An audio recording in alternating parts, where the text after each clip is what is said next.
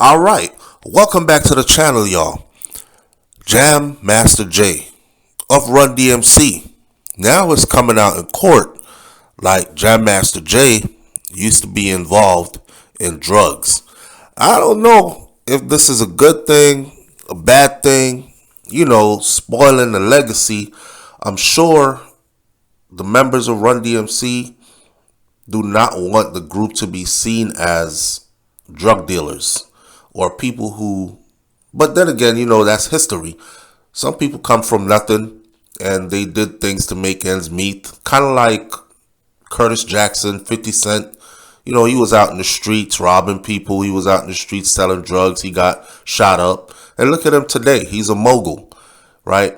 So let's get into the story as this trial sits in court right now and information is coming out. According to ABC, it says that a convicted drug dealer reluctantly testified on Monday that Jam Master Jay, known for his anti-drug advocacy as part of the groundbreaking rap group Run DMC, got involved in cocaine deals to pay the bills. He did what he had to do. Now, taking a stand at the federal murder trial over the DJ's October 2002 death, a man by the name of Ralph Mulgrave, he gave his first testimony about the alleged drug dealing that prosecutors claim got Jam Master Jay killed.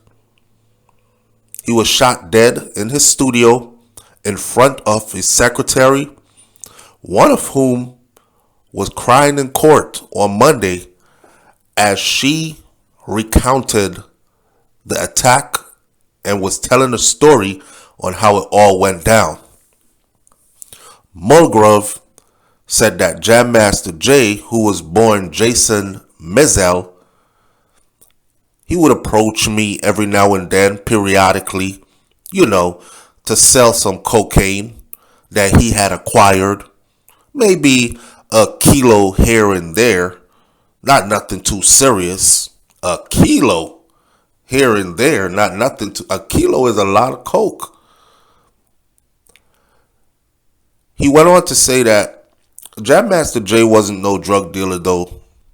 He just used it to make ends meet. He was in the industry.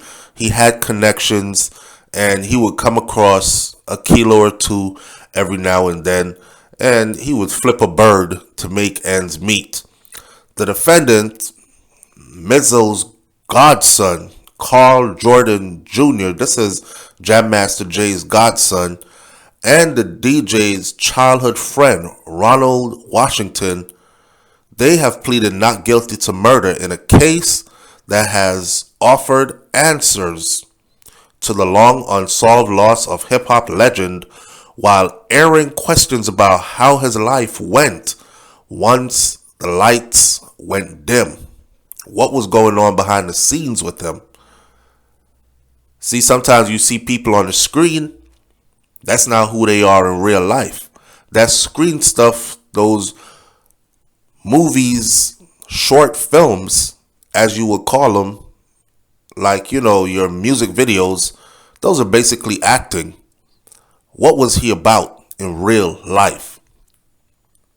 So while Run DMC helped rap gain mainstream popularity in the 1980s as the first rap group to go gold and then platinum with their albums and to have a video in rotation on MTV, it also distanced itself from drugs at the time.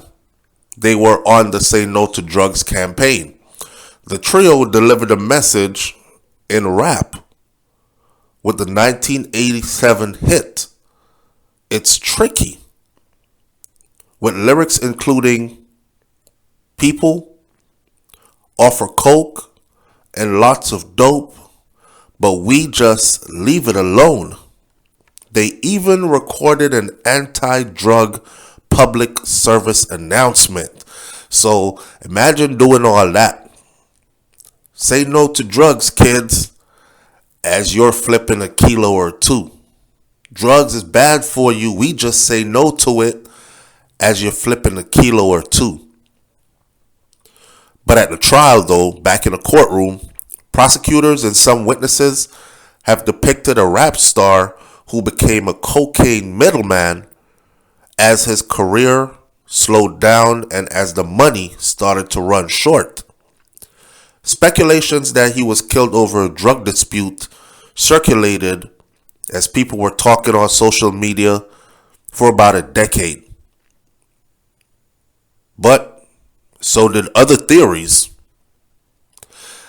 Jam Master Jay's family insisted that he didn't deal in narcotics. That wasn't his thing. Some people said, well, you don't let your family know everything that you're doing. We were the ones that was dealing with him. So we're telling y'all that he was dealing.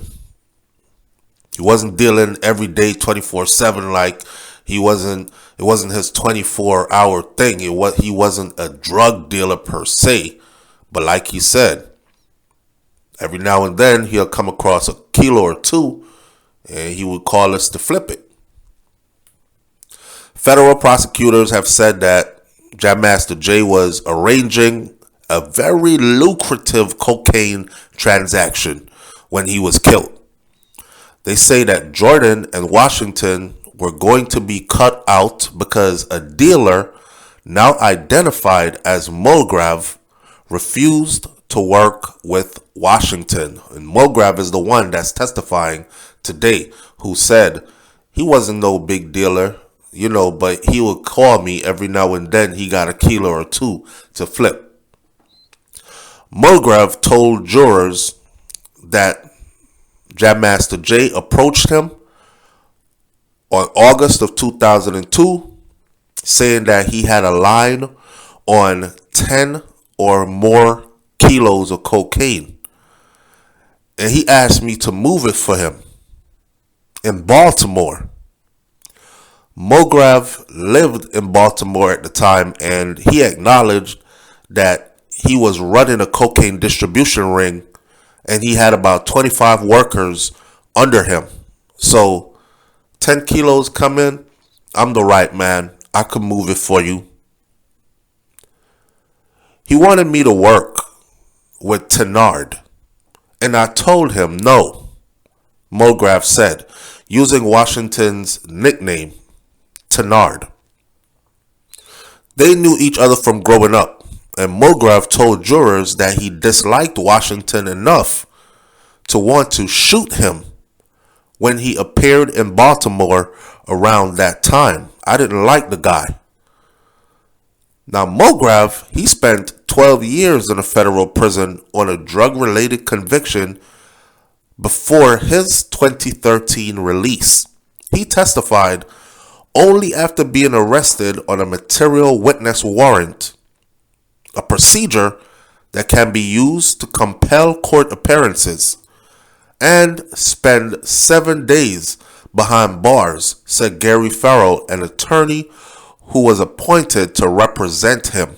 So Mulgrav didn't even really want to be up here testifying in court. He said, man, listen, I go by the codes of the streets. Leave me out of this. I don't take no stand.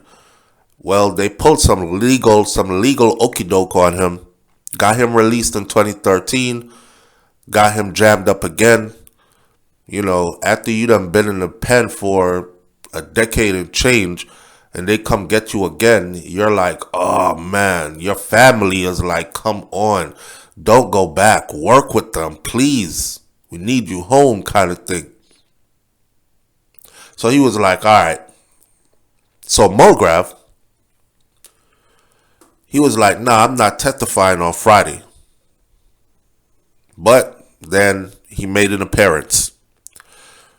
Prosecutors and witness Uriel Rinken, a Jam Master Jay assistant who was shot alongside with Jam Master Jay, have said that Jordan shot Jam Master Jay while Washington was brandishing a gun and he blocked the doorway.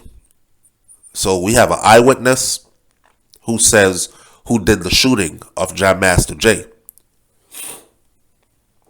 A second eyewitness, Lydia High, also testified on Monday that Washington was at the doorway and commanded her at gunpoint, "Lay your ass on the floor. Lay down on the floor." High then was JMJ Records business manager. That's Jam Master Jay's business manager, right? He told the juror that she was looking down at some paperwork when someone walked into the studio and approached Jam Master Jay on the evening of October 30th, 2002. She didn't identify the person, but she described some attributes that roughly fit Jordan, including a tattoo on his neck. The DJ gave the visitor a friendly greeting, but then he let out an expletive, "Fuck." His expression changed and a gunshot erupted, High said, struggling to put the experience into words, because she was right there. He opened the door, they came in, buzzed them in, thinking, these the homies, it's all good. And he went straight up to him and went straight to the Robin, shot him. And she stuttered, said, I was frantic and shocked, she said, through tears. She was crying in the courtroom. She recalls running for the door, where she said by the time she got to the door, Washington, whom she has known since her whole childhood, he was there blocking the door and ordered her to get on the floor. So this ain't no stranger. She know these people, right? You looking at the face of somebody you've known your whole childhood. He's standing there at the door. You trying to escape because you're thinking you about to get shot next. And he's like, "Get on the floor." When asked about Jam Master Jay's condition, she paused. She looked downwards. She started crying before the prosecutor withdrew the question because it was too emotional. That's like asking her to explain seeing him mutilated by a gunshot. Now, while cross-examining High, defense lawyers emphasized that she initially didn't tell investigators about Washington nor about a gunman with a neck tattoo. So where's this information coming from now? She said, "These are people I know. These are people I've known my whole life. You don't know how it is out here, man. I was afraid for my life. I just saw something that I couldn't believe. These are people I know, and I seen one kill the other, and I know how they get down out in these streets." Maybe she was thinking she could be next. Jordan's attorney have said that he was at his then girlfriend's home at the time of the shooting, so there's no possibility that he could have been there at the studio. Washington's lawyers have argued that he had no reason to kill his friend Jam Master Jay, who was actually helping him out financially at the time. Now, please remember, as you're listening this, that the court case is ongoing right now in the courts. After all these years, after Jam Master Jay being killed since 2002, this court case is finally in the courts. I remember back in the day when 50 Cent blew up, because 50 Cent was Jam Master Jay's artist at one point, right? Or working closely with Jam Master Jay. And when 50 Cent blew up, or was about to blow up, and then eventually did blow up, when he got shot up, there were rumors on the streets that 50 Cent got shot up because he was into Jam Master Jay's business, and it's the same reason why Jam Master Jay got killed. Then there were rumors that 50 Cent basically sacrificed Jam Master Jay for his stardom. You know how the streets talk a lot, and you know how people believe the rumors and all the foolishness that's said out in the streets. Yeah. So a lot of people believed what was being said at the time. And now, here we are. And the truth is actually coming out. I didn't know they had eyewitnesses to this. I didn't know that she knew them from her childhood days, her whole life. So it's not like, oh, a guy ran in and he robbed the store. Let me see if I could recognize his face. Nah, you're looking at somebody who you've known your whole life. There's no mistaking that this is Daryl from down the block. So I'm going to keep y'all posted as more information comes out concerning this case. Stay tuned. Hit that subscribe button. Hit the bell next to the subscribe button so you are notified every time a new video goes up on Hot Topics TV, BrainFLoTv. I'm out. Peace.